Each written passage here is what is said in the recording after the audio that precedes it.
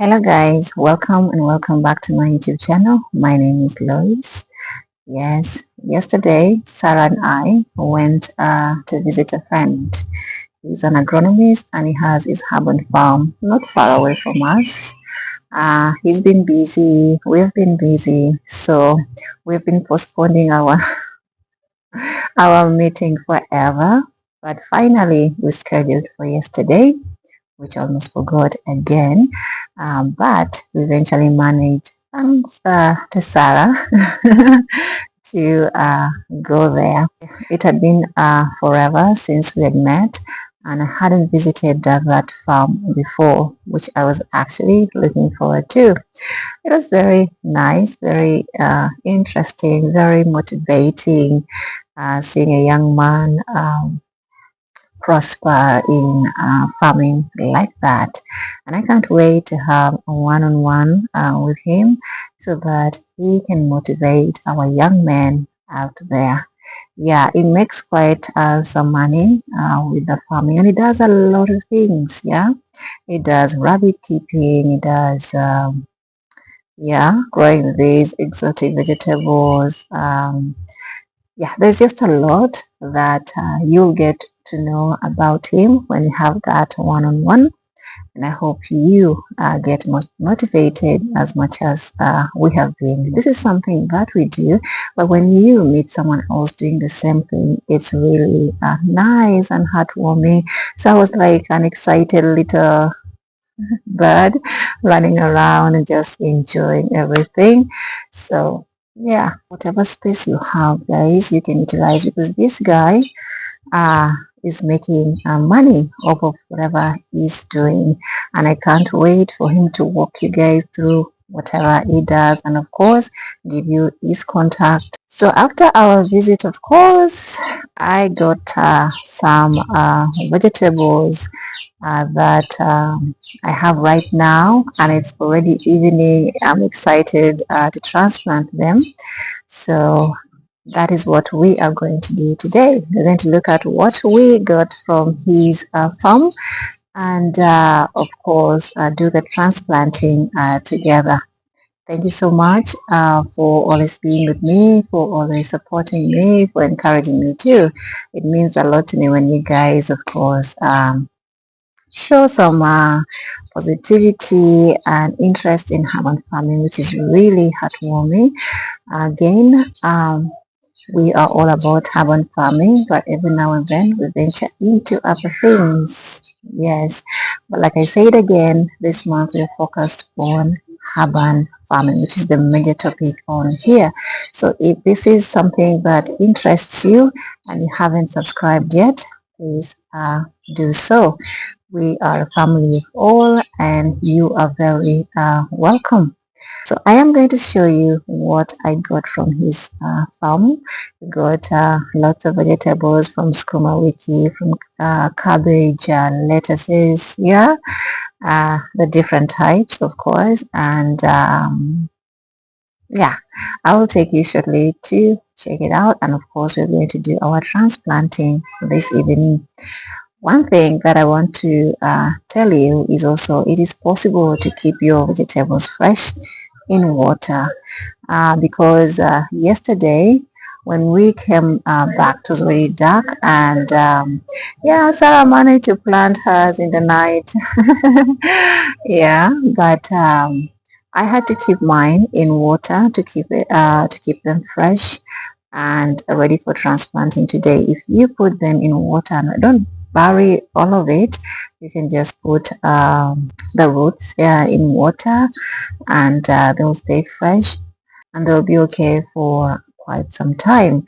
So when you find something, a vegetable or plant or whatever, don't be discouraged. Oh, the timing, I'm getting it late, this and that. Just take it and preserve it in water, and you'll be able to still have a fresh plant the next day when you're ready to do the work. So let us dive into transplanting. I'm ready. Oh, I have to show you first, and then we do the transplanting. Okay. Look at these guys, yeah, different types, colors of lettuces. We have the curly kale, yeah. We have the cabbages and the small wiki mixed up here. So what I was able to do was put them in water in this basin. Like I said, don't bury the plant. Just put enough to cover the roots and you'll be good to go. So this we're going to transplant now, and I'm quite excited. All right, let's go. So I am going to clear up this area and plant some of it here. What we have in this bed is mostly the eggplants. Like you can see, I have been harvesting from these eggplants. Any that tries to peep, I get and just, you know, do my pseudo cooking as usual. But yeah, we have eggplants here, some coriander I'm seeing, but I'm going to clear most of this, and of course prune also the eggplants. Remember, in the urban setting, we do not have enough space, so you have to be very, very wise when using the little space that you have. See, when such things escape into the garden, you have to remove them. And again, we have talked about the timing of transplanting. I advise that you do it in the evenings so that your plant has ample time through the night, and at least they'll be okay the next day. But if you do it in the morning, there may be a really scorching sun later in the day, and that will give your plant real shock. Mm, They may even die. So please, first of all, you can do it. It's not exactly limited to just evenings, but that is just my advice. You can do it in the morning or evening, but I advise you do it in the evening because throughout the night the plant will be okay and adjusting to those conditions. Oh, I'm putting this to get more space.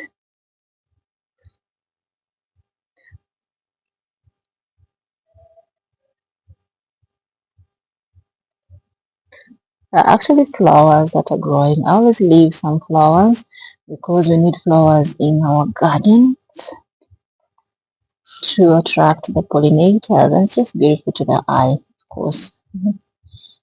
So I'm not going to remove all the flowers, but mostly the weeds that I'm seeing. And then I will till a little bit. It's not advisable to till your soil often because that also messes up with the soil structure. So try as much as possible not to disturb the soil structure by tilling all the time. Yeah, that is why we are going to look at use of cover plants in our urban gardens. We're not going to discuss much of that right now, but we shall look at it in the subsequent videos. Those are very important things that we as urban farmers need to know. Okay, so every day, one day at a time.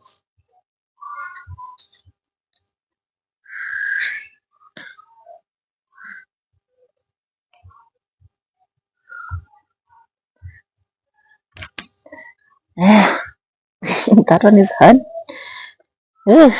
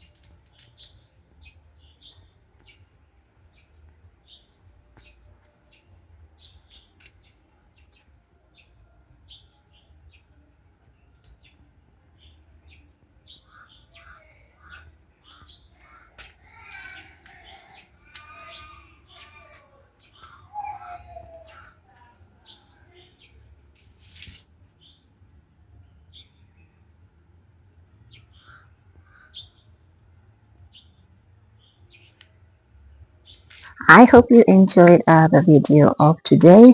I definitely did, as I was smiling while looking at my new transplants.